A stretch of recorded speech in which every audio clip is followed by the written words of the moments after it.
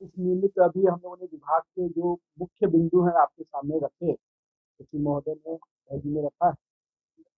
इसमें आपने सरकार की प्राथमिकता को स्पष्ट रूप से देखा कि हम लोगों ने जहाँ सॉलिड वेस्ट मैनेजमेंट को प्राथमिकता देते हुए कचरा प्रबंधन को एक बहुत इम्पोर्टेंस दिया है, और इसको लेकर जहाँ अवेयरनेस कैंपेन के साथ साथ उसके पूरी तरह से मैनेजमेंट को भी हम लोगों ने होमवर्क किया है, और क्लस्टर के माध्यम से बहुत जल्द उस चीज़ को हम लोग जमीन पर उतारने जा रहे हैं।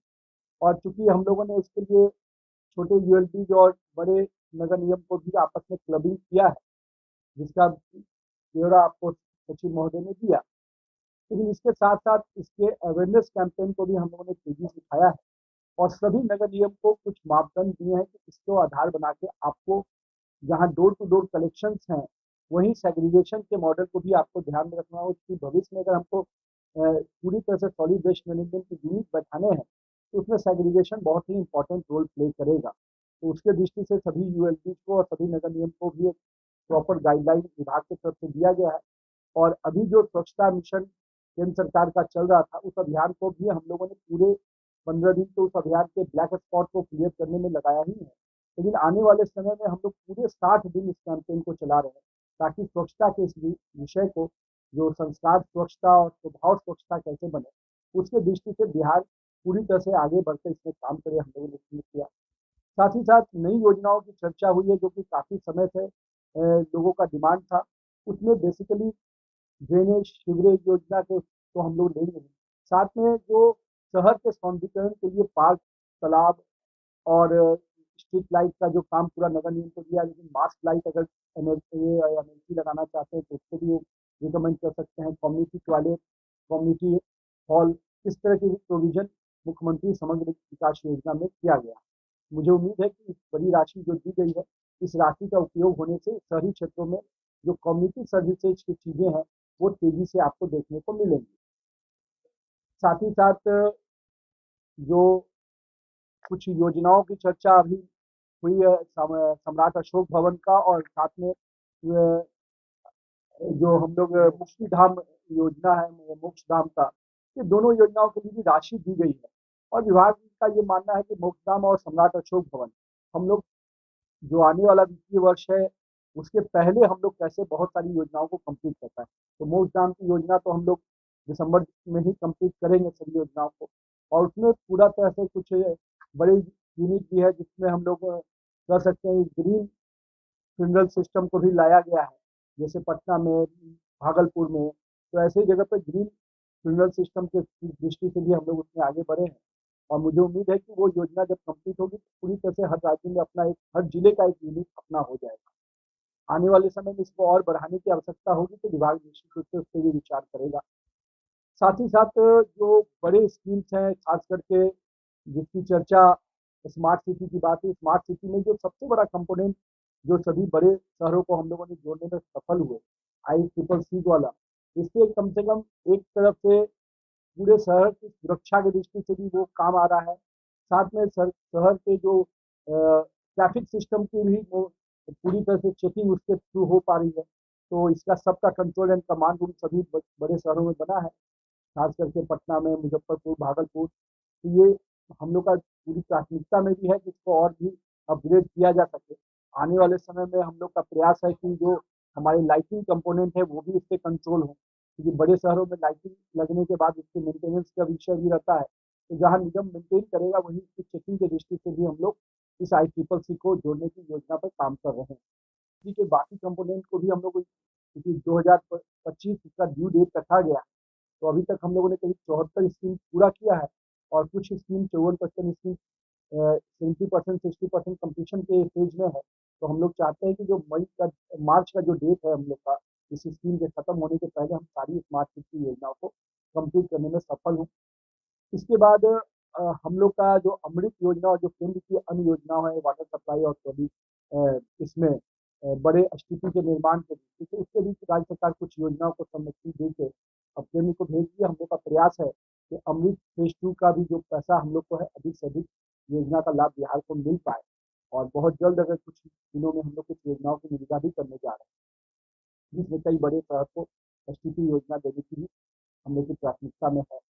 साथ ही साथ जो मेट्रो की बात है, मेट्रो की बात की भी चर्चा सचिन महोदय ने की है। हम लोग उस पे पूरे तेजी से काम कर रहे हैं और जो इच्छा माननीय मुख्यमंत्री जी की और माननीय अपने सम्राट चौधरी जी की है, उस पर पूरा विभाग तत्परता से निर्णय ले रहा है कि जो हमारा ड्यू डेट है 2026 का, उसके पहले हम क्या कर सकते हैं, उसकी भी समीक्षा करें और जो प्रायोरिटी कॉरिडोर हम लोगों ने रखा है, उस प्रायोरिटी कॉरिडोर को कैसे हम आगे ले जा सकते हैं, इस पे विभाग काम कर रहा है।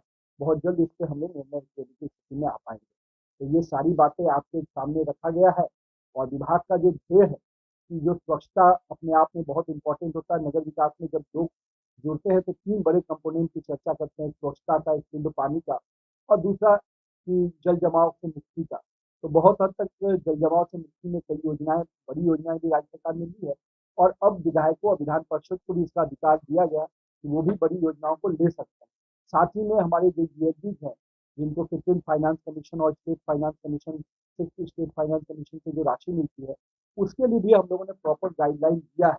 कई बार ये प्रॉब्लम आती थी कि हर यूएलबी अपने डिसीजन कुछ लेते थे, तो उन डिसीजन में भी एक प्रॉपर विभाग का गाइडलाइन दिया गया है कि इन योजनाओं को इस प्रकार से आप कंप्लीट करें और जिसमें लाइटिंग एक बहुत बड़ा विषय था, तो लाइटिंग का भी अधिकार धीरे-धीरे यूएलबीज को दिया जा रहा है, ताकि उन यूएलबीज अपनी लाइटिंग को लगाए भी और उसके मेंटेनेंस की भी चिंता वो करे। इसके लिए भी पूरा प्रॉपर गाइडलाइन दिया गया और उनको स्वायत्ता भी इसके लिए दी गई। तो आने वाले समय में सभी यूएलबीज और सभी जो हमारे नगर विकास विभाग के बेटर कोऑर्डिनेशन से बिहार के लोगों को शहरी क्षेत्रों में जो विस्तार होना चाहिए, जिसके कारण अभी हम लोगों ने शहरी क्षेत्र का विस्तार किया भी, करीब 12-13% था, वो 15-16% किया है। लेकिन हम लोग का मानना है कि इस चीज़ को अगर हम लोग और नए प्राधिकरण जब बनाने जा रहे हैं, तो जो पुराने नए प्राधिकरण का पूरा स्वरूप जब उभरेगा, तो अर्बनाइजेशन की दिशा में हम लोग और तेज़ी से आगे बढ़ पाएँगे और जो नेशनल पैरामीटर्स है ऑर्गेनाइजेशन का, उसको कहीं न कहीं पहुँचने की दिशा में हम लोग काम कर रहे हैं। और उनका मैं स्वागत करता हूँ इस प्रेस कॉन्फ्रेंस में। और साथ में आईपीआरडी डिपार्टमेंट को भी कि ये अपॉर्चुनिटी उन्होंने हमको दी कि हम अपनी बातें जो हैं मीडिया के माध्यम से पूरे बिहार तक पहुंचा पाएँ। इस उद्देश्य के साथ हम लोग आज यहाँ बैठे हैं। हमारी टीम में आज माननीय मंत्री जी एक भी लीड कर रहे हैं, मैं हूँ और साथ में हमारे स्पेशल सेक्रेटरी हैं श्रीवास्तव जी और वर्षा हमारी जॉइंट सेक्रेटरी हैं। इस टीम के साथ आज हम लोग यहाँ पे प्रेजेंट हुए हैं। मैं पूरी विभाग की बातों को संक्षेप में रखूंगा, लेकिन जो जो हमारे इम्पोर्टेंट पॉइंट्स हैं या जो स्कीम्स हैं उसके बारे में आपको ब्रीफ करना चाहता हूँ। क्योंकि जो सबसे इम्पोर्टेंट है कि विगत 1 साल के अंदर जो हमारे यूएलबी जो अर्बन लोकल बॉडीज हैं उनकी संख्या में बहुत बड़ी वृद्धि हुई है। आप देखेंगे जो 140 थे 141 थे वो आज की तारीख में 261 हो गए। 120 जो नई अर्बन लोकल बॉडीज बनाई हैं जो कि हमारे रिस्पॉन्सिबिलिटी को और इंक्रीज करती है। रिस्पॉन्सिबिलिटी के पॉइंट ऑफ व्यू से देखें तो हम लोग शुरुआत करें, कचरा प्रबंधन हमारी अहम प्राथमिकता है और हम लोग आपको बताएंगे कि हम लोग कैसे इसमें आगे जाना चाहते हैं। उसके साथ ही अगर देखें तो जो जल की निकासी है वो एक इम्पॉर्टेंट प्राथमिकता है। उसी तरह से जो पेयजल की व्यवस्था है, ये 3 प्रमुख बातें हैं जो टाउन के अंदर हम लोगों को ठीक करनी है कालांतर में। इसके साथ ही जैसे आप देखेंगे कि रोड की व्यवस्था हो गई और जो हमारे रेगुलेटरी मैकेनिज्म होते हैं कि जो बिल्डिंग्स वगैरह बने वो एज पर बायलॉज बने, ये सब बातें भी हैं। लेकिन 3 प्रमुख बातें जो हैं वो ये है कि एक तो सॉलिड वेस्ट मैनेजमेंट।